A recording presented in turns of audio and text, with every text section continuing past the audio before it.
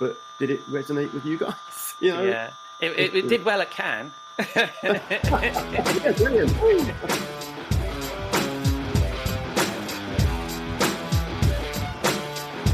Welcome to episode 9 of Rockstar CMO FM. The M is for marketing, the F is for, well, you decide, as this is yet another effing marketing podcast. I'm your host, Ian Truscott, founding editor of Rockstar CMO, and you can find us at Rockstar CMO on Twitter or rockstarcmo.com. This episode was recorded on Friday, the 8th of May. We are still in lockdown at the Rockstar CMO penthouse here in London, and thank you for sharing your lockdown with us. I hope you are safe and well. In this week's episode, I dip into the latest issue of rockstarcmo.com, the Welcome to Jamrock issue, and take a flip through its virtual pages and share with you an article that I think you should take a look at. I also chat to Ahmed Hasan, who regular listeners will know from a previous episode, and who steered the digital strategy for one of my favourite brands, Jaguar Land Rover. We also have a new regular segment from one of my favourite people as we take a break from all this talk of the new normal and ask Robert Rose, what are you drinking? Let's get started, shall we? The article I'd like you to take a look at from the latest issue of Rockstar CMO is by Jane Scandura, who's a marketing consultant and coach based in New York. She's a regular contributor with a fantastic point of view. And in this issue, she talks about marketing to the consumers who have moved from FOMO, fear of missing out, to FOGO, fear of going out, and the empathy we as marketers need in understanding that. It's a good read. She quotes Mark Manson, author of the best-selling book, The Subtle Art of Not Giving an F. Going to let you use your imagination again on what that F stands for. And she explores the delicate balance we as marketers will need to maintain as we learn to live with this and the virus. Check it out under the latest issue tab at rockstarcmo.com. I will, of course, include a link to it in the show notes.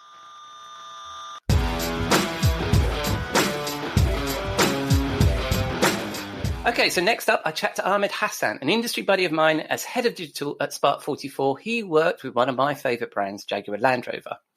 We regularly get together, virtually now, of course, and I asked him to return to the podcast and share some of our most recent conversations.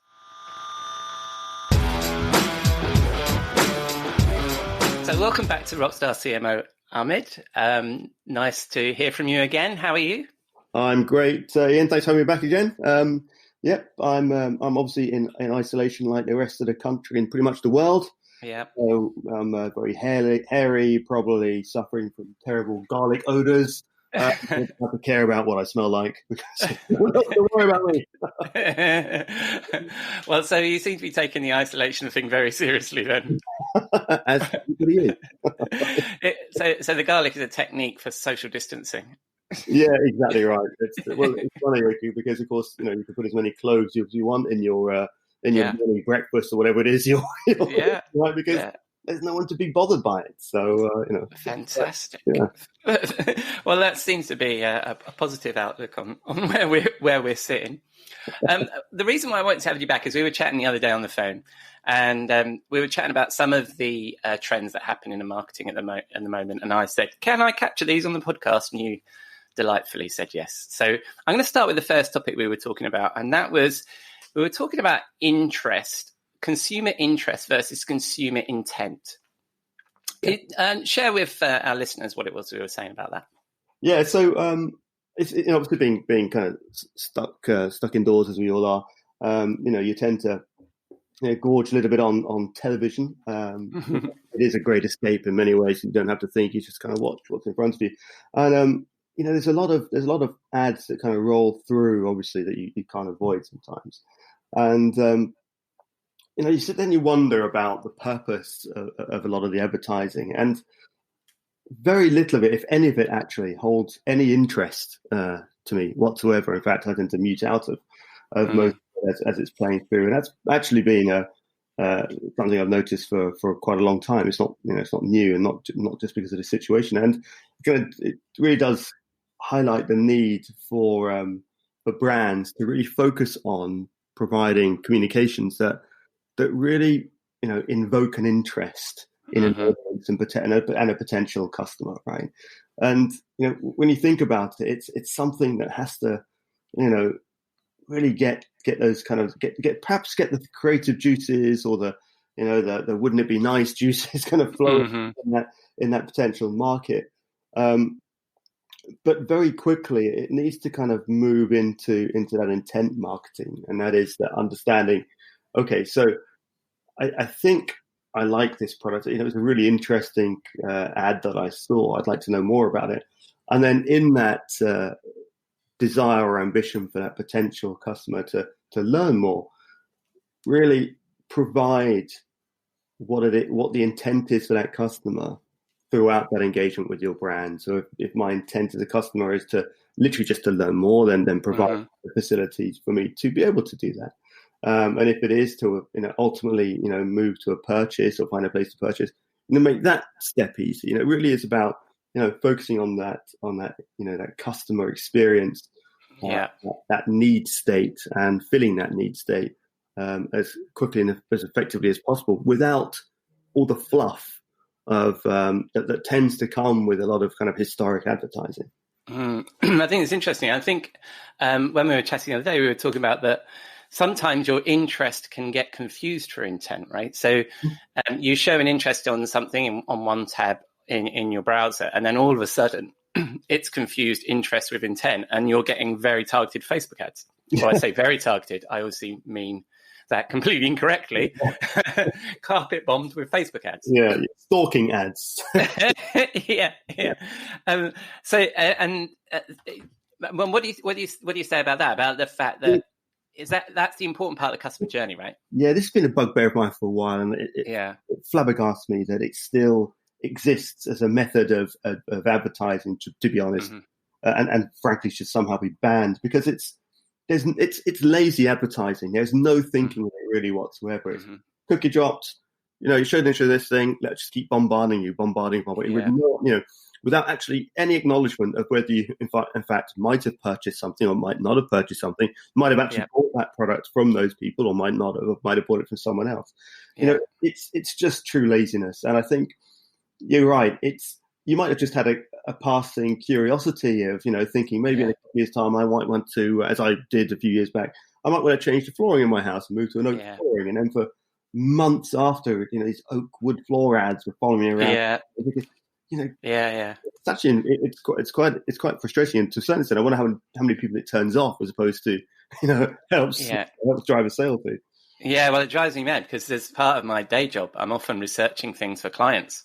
And then all of a sudden, Facebook thinks this is what I'm interested in. Yeah. And it has no idea about intent or who I am at that moment. I am, the person being social on Facebook. I am not the consultant looking after my client at that point. Yeah. It doesn't understand that difference. No, and the consequence is that, the Googles, et cetera, of the world, coming up with ad blocking software, and all these various kind of programs to protect and limit, data and data usage and access. Yeah. It's by that kind of that lazy, ignorant sort of method of marketing, they've actually created a worse world for themselves now, where the opportunity to learn about people is dramatically restricted.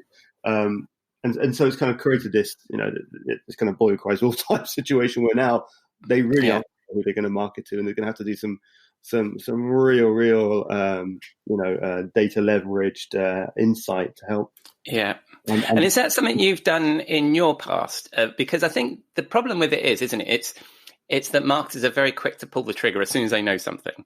Yeah. But you have to sort of step back and be quite calm about it. Is that what you've done in your work? Yeah, I mean, I'm lucky because I don't come from a traditional kind of marketing advertising background. I actually come from a strategy background, and so my approach to most things is somewhat different. And when I was at General Electric, we put in place the first kind of personalization website built around supporting users of our products, as opposed to necessarily selling to them.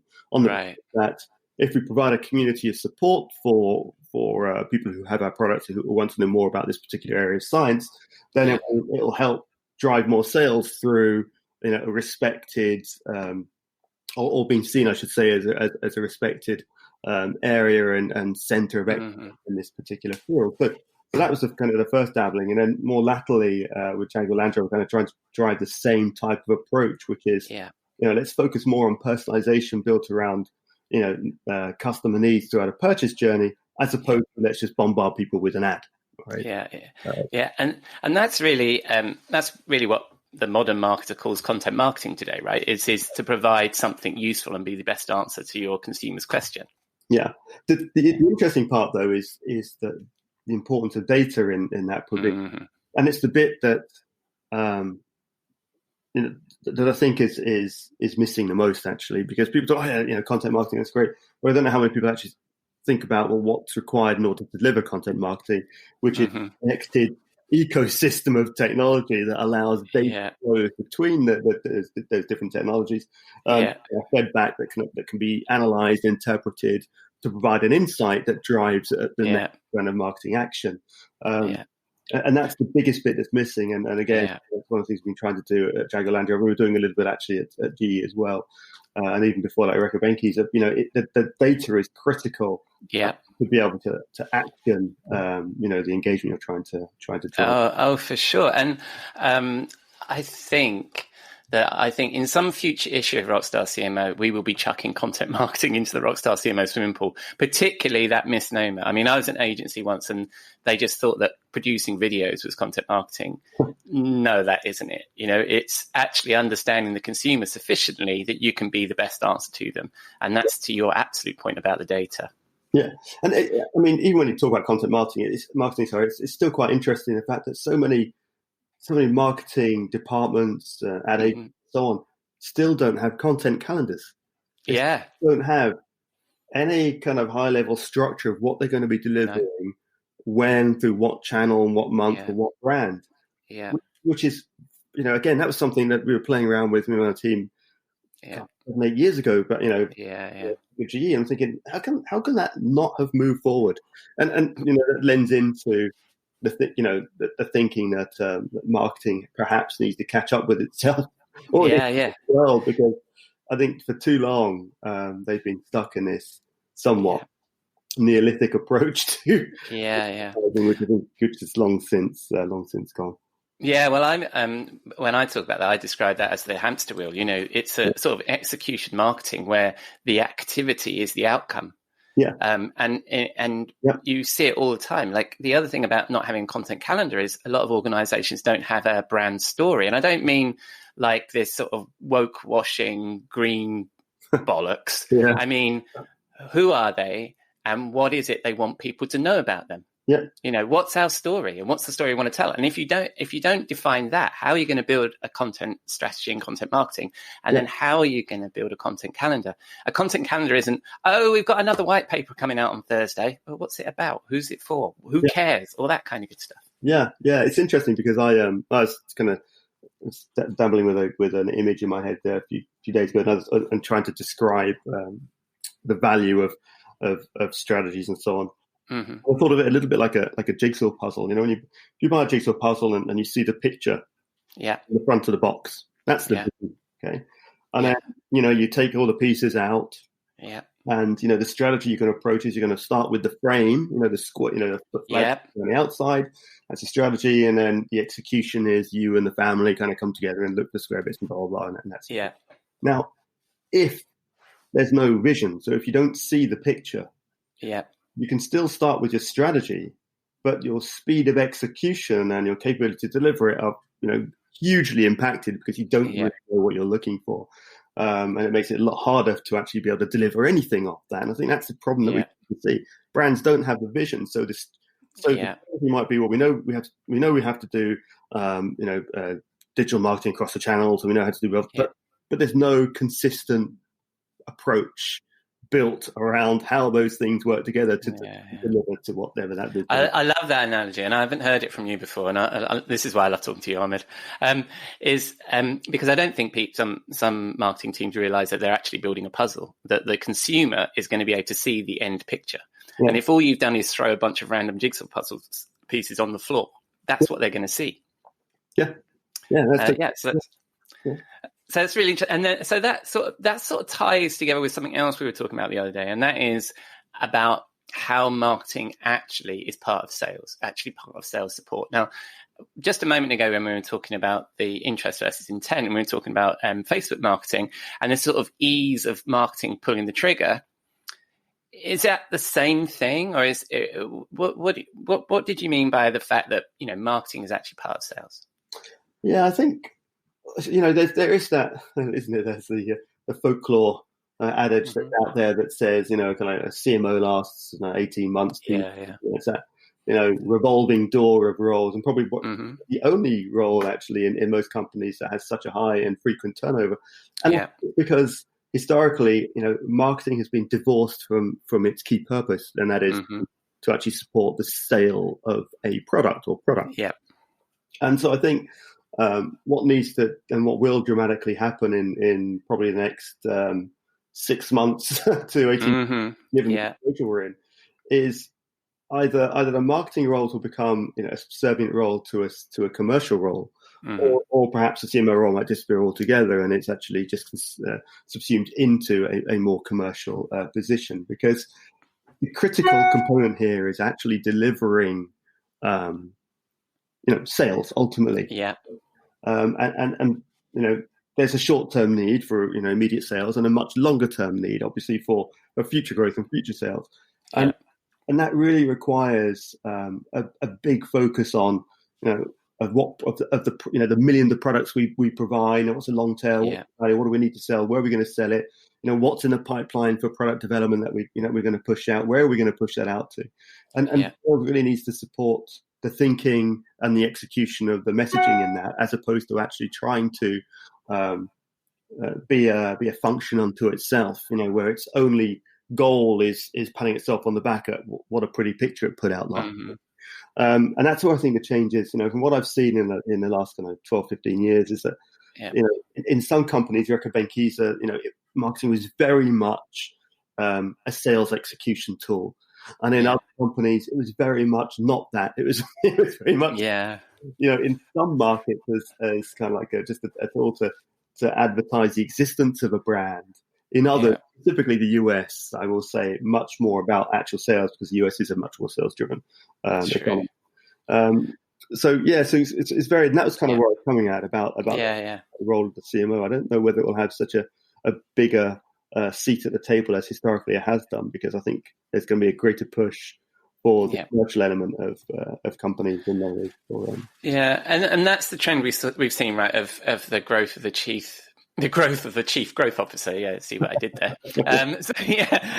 And I think that if you're not a CMO who's focused on C-suite objectives, then that's the direction your company is eventually going to take, right? Yeah, exactly right. And I think you've got to get that balance, haven't you, between understanding the commercial need and understanding the need for brand visibility, brand recall, top of mind, good and great stuff. And they're both important, but ultimately it has to be to sell, to sell vehicles, or to sell products now, and sell products in a year, and sell products in 5 years. And that's really kind of like the critical piece, isn't it? It's about getting that balance. And one thing I was talking earlier on about data and marketing, one thing that's very, very become very apparent to me over the last few years is the complete lack of understanding of data in the marketing world. I mean, they understand, certain kind of KPIs. Oh, look, we saw each was X, and blah blah blah. But it just shows how truly little they understand about data, and then the depth of data. Because even KPIs that a lot of marketers and companies are kind of reporting or recording are not the right KPIs to drive the effectiveness of what you're trying to do. So I think kind of like analytics and data classes might be also a little bit in growth over the next period of time for the marketing and advertising world, because it is a huge void at the moment. Yeah, and I think you make a good point. It's about measuring the right things, right? So it's not just about doing the right things to build out this puzzle, but a lot of people are measuring vanity metrics and rewarding their marketers based on those. But there are situations where it has no bearing on what the commercial goals of the organisation are. No, I was having a discussion with some friends the other day, and we actually, because I for a while back, quite a few years back, I had a role in procurement. In procurement, I had some really good kind of tutors in that as well. Kind of really gave me a good background, a good learning there. But But when you think about procurement, who are often driven, CFOs, etc., often driven to reduce cost, Yeah. right? That's great, but there needs to be another KPI that also measures perhaps operational effectiveness. Yeah. Because you can take out all the costs you want, but it might significantly impact the effectiveness of the operation that you're running. So they have to balance. There has to be a KPI that perhaps maybe, okay, great, talk about reach, but then talk about the consequent action that followed that. What was the next best action, and how is that measured? And let's look at that versus or in addition to looking at reach. Oh, for sure. And as I think you probably know, I have these when I'm playing the role of CMO. I have these 3 metrics: awareness, revenue, and trust. And I call it creating art. And those things ladder up to growth. They ladder up to what it is the C-suite are going to care about. And if you as a marketer can't sit next to the CFO and show how your metrics match up with his, then you're right. He's only going to look at you as a cost. Whereas I think a CMO's role is to be like an investment fund manager, looking over all of these little things all these things that they're doing, and realizing that some of the bets are going to win, some of them they're not. But you've got to be on top across the piece, and then be able to communicate that back to the CFO. I think that's absolutely critical, and I do like that awareness, revenue, and trust, because it's a nice way of kind of kicking off kind of 3 big core metrics. I've seen in companies, so many dashboards, executive dashboards, with thousands of metrics on them, and you think, what could anybody possibly garner from any right other than a headache? It's, there's just too much to focus on. I need to really kind of break it down to some kind of core elements. And I've talked about it before. It's in the phrase big data. It's not big data that you need to worry about. It's little data. It's one of those few little things that you can actually activate and measure. It could be a good indicator to your brand success and brand impact. Yeah, no, that's really useful. And thank you for giving me a platform to talk about art. You didn't have to pay me. I'll swiftly move on from that point. So just a moment ago, when we were talking about the future role of the CMO and marketing as sales support, that's going to be critical in what we believe to be some uncertain economic times facing us right now. So how do you see the evolution, and what do you think marketing should be doing right now? And then what do you see as sort of like the next 30, 60, 90 as we sort of hopefully start to pull out of this a little bit? Yeah, so, obviously I have an opinion, and it is my opinion, not necessarily, what everybody should do and should follow. But, one thing that this COVID-19 crisis that we're in at the moment has done is you'll notice is obviously people can't go out and shoot and can't do all these normal kind of investments in great big brand pieces and so on. Mm-hmm. And there's been a hell of a lot more kind of user-generated content. And I was noticed that your anonymous guy had written about the same thing. And I kind of agree with that, in that I think there should probably be more user-generated content because it's more believable. As so many reports say, people tend to trust, those comparison websites and what actual people, purchasers of products, have said, rather than brand sites. And obviously you can understand why, because a brand site they'll think is a biased, site. Therefore, we're going to go somewhere where it wouldn't be. So kind of, perhaps, leveraging and encouraging, existing owners or even wannabe owners of whatever it might be, you're selling to, kind of show, the dresses they've bought or the watches they wear, whatever it might be, in a way that you could kind of splice together some nice, short sort of, ads that really make people feel like, so I can see how that could work for me. I can see how I could live with that product and so on. I think for me, that's pretty big, really focusing a lot more on that the user generated piece.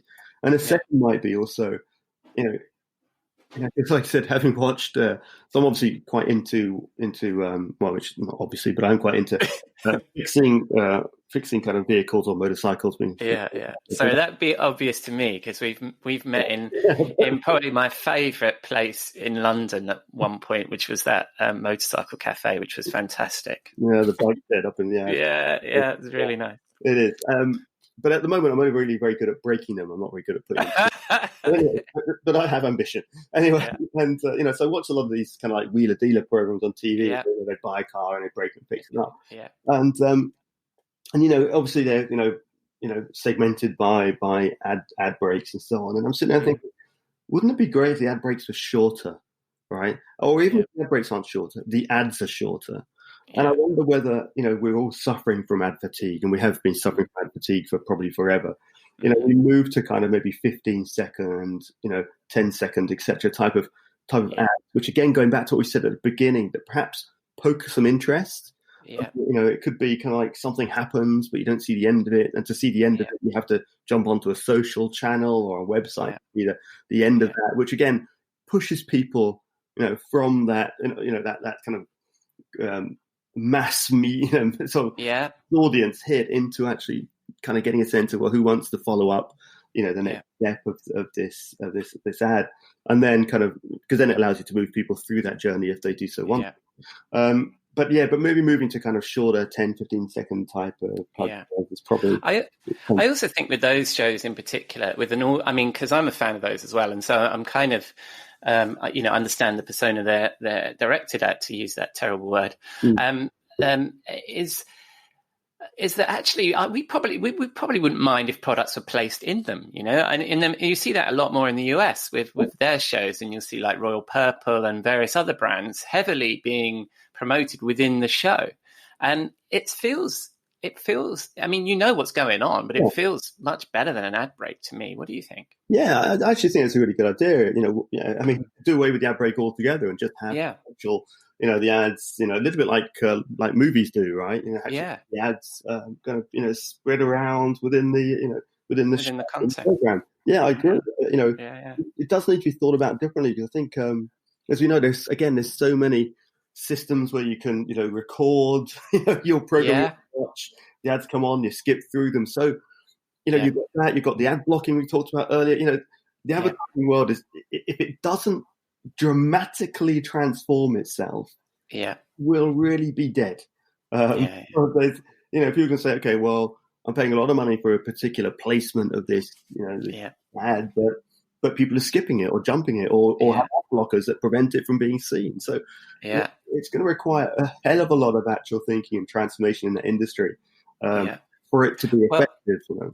Well, and now that without any live productions, all that we have left is binge watching.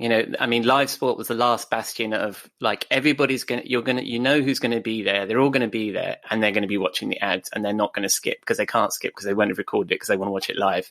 That's gone. Yeah, that's true. Yeah.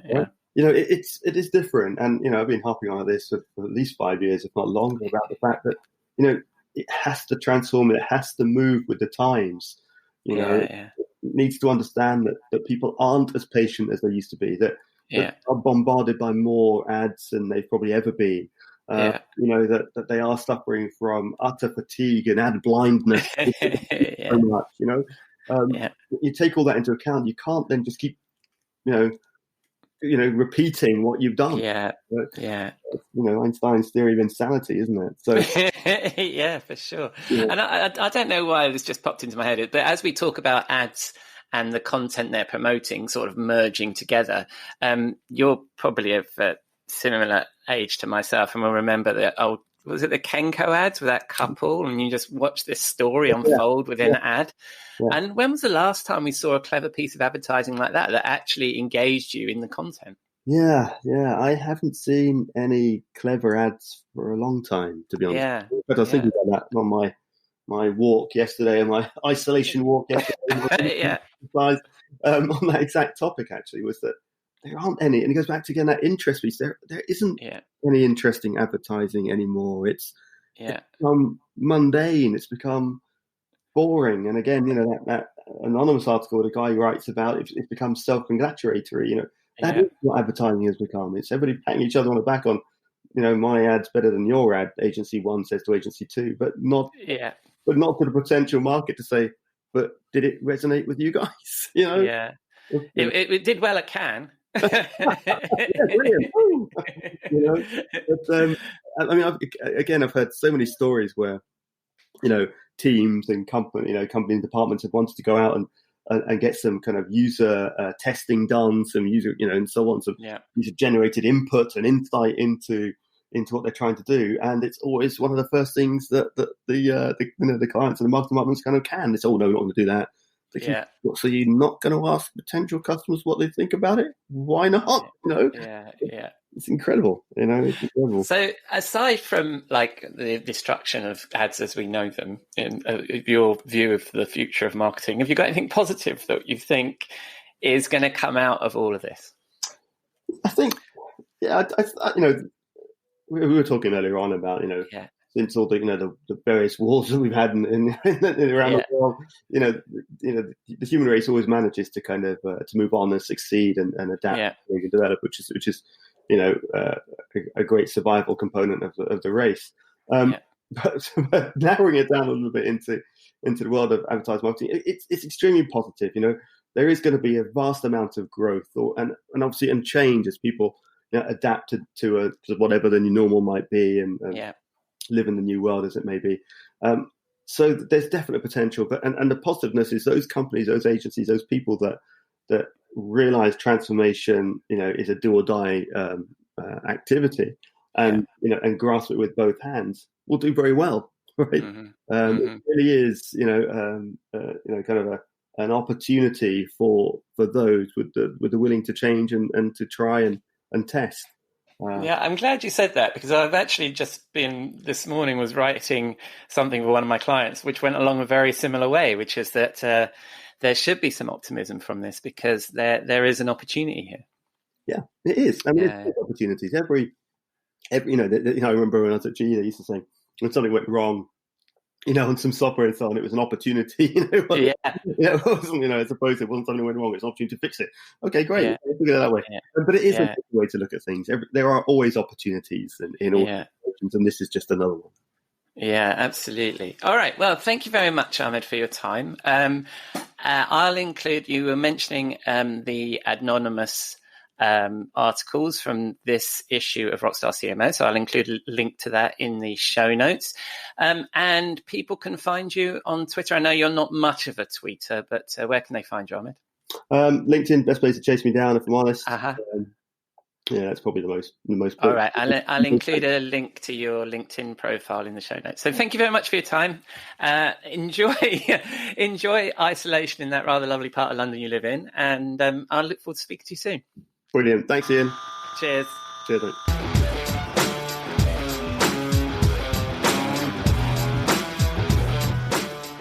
Splendid. Thank you, Ahmed, for that.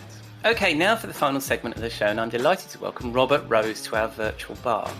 Robert is a past guest on this podcast, but if you don't know who he is, he's the chief troublemaker at the Content Advisory, the consulting arm of the Content Marketing Institute. He's my personal guru in all things content. He's the author of a number of books and a host of two fabulous podcasts, The Weekly Wrap and This Old Marketing with Joe Pulizzi. If you follow Robert on Facebook or Instagram, every week he posts his Friday Concoction, a cocktail to start our weekend. If you search for the hashtag Friday Concoction, you'll see what I mean. And of course, I'll include a link to it in the show notes. So, the pianist is warming up. Let's go down and meet Robert. Good evening, Robert. What are you drinking? Oh, well, hello, my friend. I am drinking this week, we're calling it The Last Debate. Which is, it seems to be, appropriate for the times that we're living in right now. It's a beautiful, actually, this week, a bourbon mixed with an Amaro and a very small squeeze of lemon. Right, hang on. Let me see if I can replicate that here. So, what did you say, bourbon? I've actually got some bourbon, but is gin okay? I've got some gin here. I think that sounds just like all right, hang on a second. I've got some gin. All right, and then what did you say we put in that? Amaro, if you have any. Do I put ice in it? Ice. Yes, that'll be a suitable replacement for the Amaro, yeah. What about tonic? Fine, you can replace that with or in addition to your lemon, yeah. All right, splendid. All right, so let me try this. Oh, that's good. Oh, that's really good. I like that. Yeah, that's really nice. So what did you say that was called? Well, for you, it's a gin and tonic, but for me, it's good point. we call it the last debate. We call it the last debate based on the fact that we're not in a really, it's one of those times that we feel like everything we're doing is arguing with one another. Well, yes, and that could apply at any time, couldn't it? Apart from on this podcast. And now we'd love to be home. We'd love to be drinking these at home with our families, right? We're really enjoying that. But where would you like to be drinking this? This week, I have to tell you, I would love to be, and this will be a little bit of a suck up to your audience and to you. I would love to be in London right now. I mean, there is nothing better than a good dark pub in the middle of London and enjoying that ambience, and I miss it a lot. I got a tear in my eye. I think one of the best times we've had cocktails was in New York, I think. But that we shall leave that there. I can't bear those memories. But once I've had a few of these with you, and this is a marketing podcast, what would I leave the bar with? A thought from your good self. I think one of the most important things these days is to have a point of view. It'll be really easy for us during this time to get into a situation where we're scared to have an opinion. Mm-hmm. And being scared to have an opinion is the surest way to mediocrity. So one of the things that I maybe too cutely say is that, if you're going to be right for someone, you have to be willing to be wrong for someone else. And so maybe this drink is a nice representation of that. Yeah, no, that's splendid. And I'll try and make sure next time we speak that I have some bourbon. So I look forward to that. Well, thank you for it's a fun end to the show this week. And I'll speak to you soon, Robert. Absolutely. Take care. Cheers.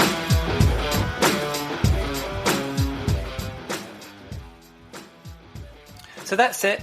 Another episode of Rockstar CMO FM pressed and ready for your podcasting jukebox. Thank you to Ahmed and to Robert, and also to Johnny Easton, whose piano music was shared under Creative Commons license and used in that last segment. But most of all, of course, thank you for listening.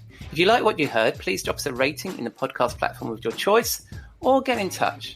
We are at Rockstar CMO on Twitter and LinkedIn, and you can find all the show notes at rockstarcmo.com/podcast. I'm your host, Ian Truscott, and I look forward to speaking to you soon.